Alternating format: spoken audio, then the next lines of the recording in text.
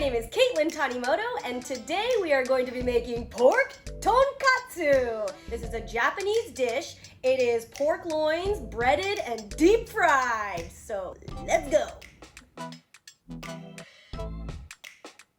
So I learned how to make this dish after I had been teaching English in Japan for about 2 years. My mom is Japanese and my dad is Japanese, but we are 4th generation. And I learned how to make this as an adult. You guys, pork tonkatsu is very easy. It's 4 ingredients: flour, panko, eggs, and pork.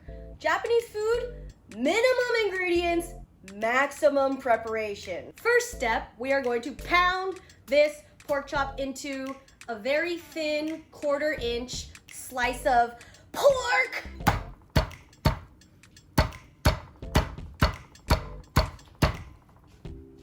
Flat.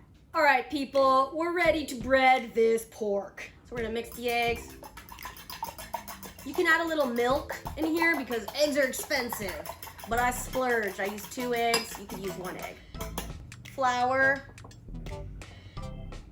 Then we're gonna put it in the egg and then drop it into the panko. Just get it all on. You wanna coat it. And this is what a finished katsu is gonna look like before you fry it.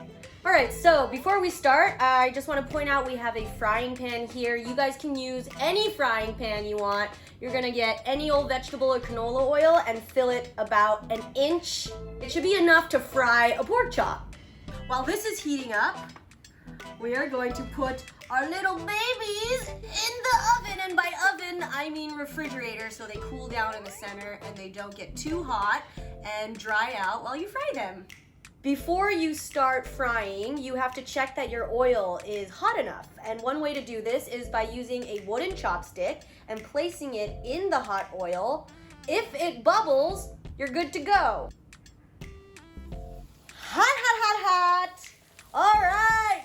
We're frying some katsu. I just realized I've been calling this pork tonkatsu, but katsu means pork, so I've been saying pork fried pork.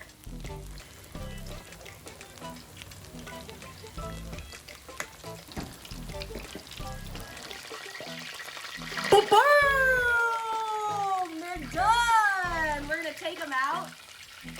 Oh, look at that. Fried, baby. That's fried. Sizzling. Okay, once this is done, we are going to cut them into strips. Ooh, that looks nice. Very juicy.